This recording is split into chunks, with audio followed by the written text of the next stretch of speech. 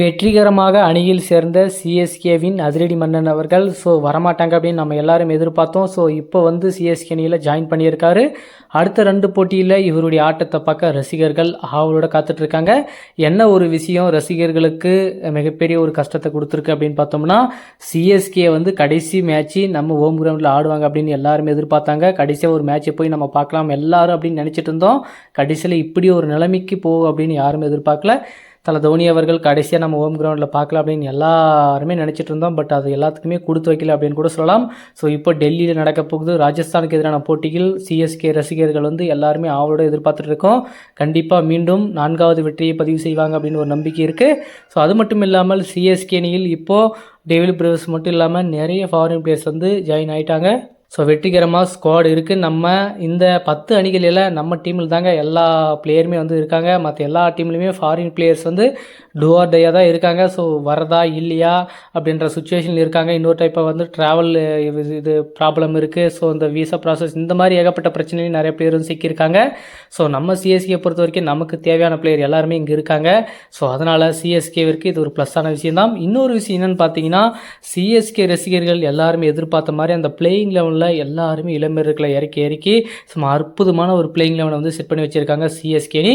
இதுதான் நம்ம அவங்க கிட்ட இருந்து எதிர்பார்த்தோம். கண்டிப்பாக இது ஒரு அற்புதமான மூவ் அப்படின்னு கூட நம்ம சொல்லலாம்.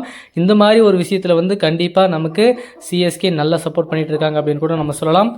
இன்னொரு பக்கம் சிஎஸ்கே பிளேயர்ஸ் யாரையாச்சும் ரீப்ளேஸ்மெண்ட் பண்ணுவாங்களா அப்படின்னா கண்டிப்பாக அது கிடையாது. சிஎஸ்கே இப்போதைக்கு ஸ்ட்ராங்கான ஒரு பிளானோடு இருக்காங்க. பிளேயிங் லெவனையும் செட் பண்ணிட்டாங்க. அடுத்து ராஜஸ்தானுக்கு எதிரான போட்டியில் சிஎஸ்கே யாரெல்லாம் களமிறக்க போகிறாங்க, அதே மாதிரி எந்த பிளேயிங் லெவனை எடுத்துகிட்டு போக போகிறாங்க, அந்த போட்டி ரொம்ப ரொம்ப முக்கியமான போட்டின்றதுனால கண்டிப்பாக அணியில் நிறைய மாற்றங்கள் இருக்கிறதுக்கான வாய்ப்புகள் ரொம்ப ரொம்ப ரொம்ப ரொம்ப இருக்க போகுது. சிஎஸ்கே ஆட்டோமேட்டிக்காக பார்த்தீங்கன்னா 2026க்கு தான் இப்போ பிளான் போட்டுட்ருக்காங்க. அதுக்கான பிளானில் தான் இறங்கிட்டு இருக்காங்க. எப்படி நம்ம அடுத்த 2 போட்டிகள் இருக்கும். அந்த 2 போட்டிகளில் நம்ம செட் பண்ணுற அந்த பிளேயிங் லெவனை தான் அடுத்த சீசனில் முதல் போட்டியில் அதே பிளேயிங் லெவனை வச்சு தான் நம்ம களமிறங்க போகிறோம்னு சொல்லிட்டு முடிவு பண்ணியிருக்காங்க. இந்த ஸ்குவாடில் இந்த 2025 ஆக்ஷனில் எடுத்த சிஎஸ்கேவுடைய அந்த ஸ்குவாடில் இருந்து நிறைய வீரர்களை வெளியே அனுப்ப முடிவு பண்ணியிருக்காங்க.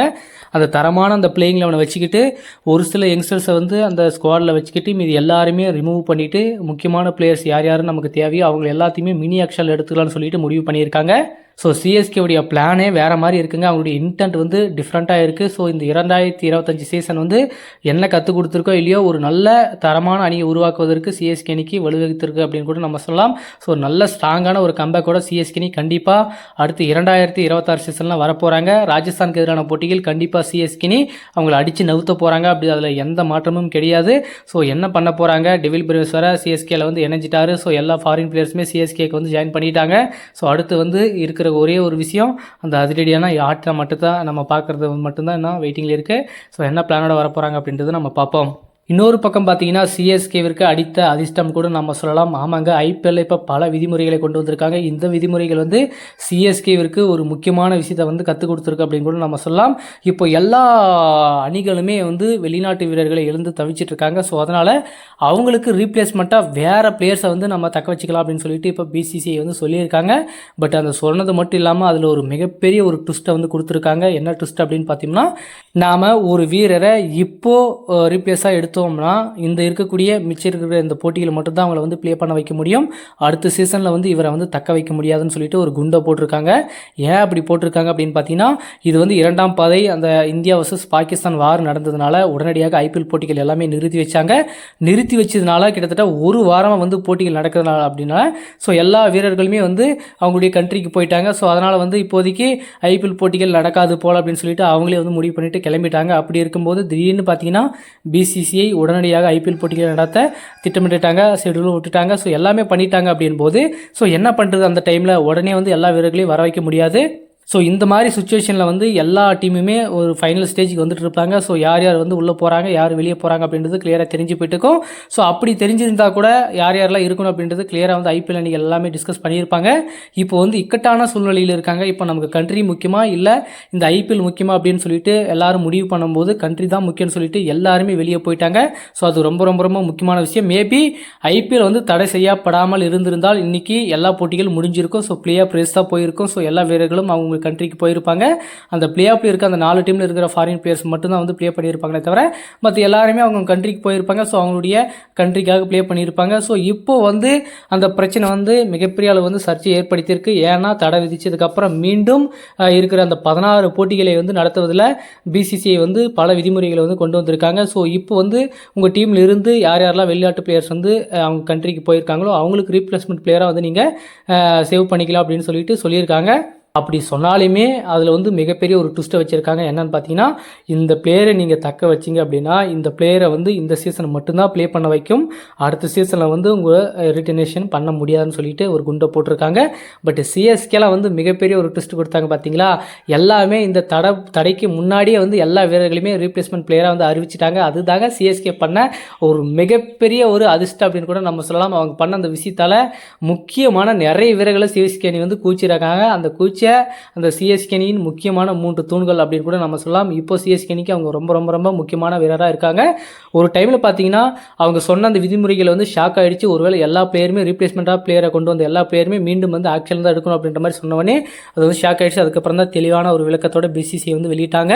ஸோ இப்படி தான் அப்படின்னு சொல்லிட்டு ரீப்ளேஸ்மெண்ட் பண்ணால் இந்த சீசன் மட்டும் மிச்சம் இருக்கக்கூடிய ஆட்டத்தில் மட்டும் ஆட வச்சுக்கலாம். அடுத்த சீசனில் வந்து இவங்க நல்ல பர்ஃபார்மன்ஸ் பண்ணாங்க அப்படின்னா உங்களால் ரிட்டர்னேஷன் பண்ண முடியாது. அடுத்த சீசனில் அவங்கள ஆக்ஷனில் வர வச்சு நீங்கள் வந்து ஆக்ஷன் எடுத்துக்காங்கன்னு சொல்லிட்டு ஒரு கரெக்டான ஒரு தீர்ப்பை வந்து பிசிசிஐ கொடுத்துருக்காங்க.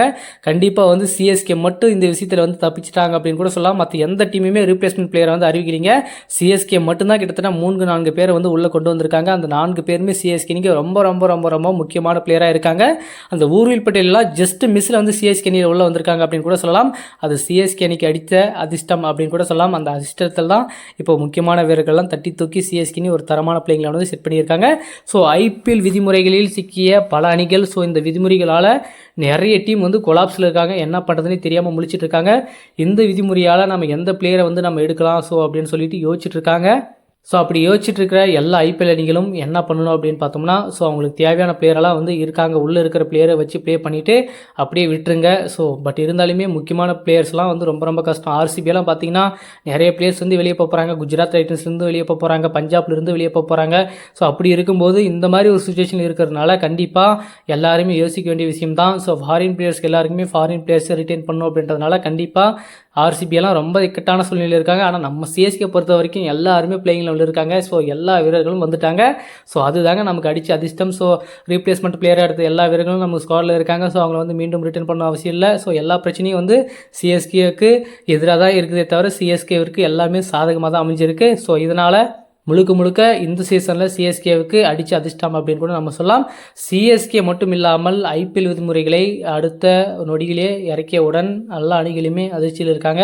ஸோ இந்த விதிமுறைகள் குறித்து உங்களுடைய கருத்துக்கள் மறக்காமல் கமெண்ட்டில் சொல்லுங்கள்.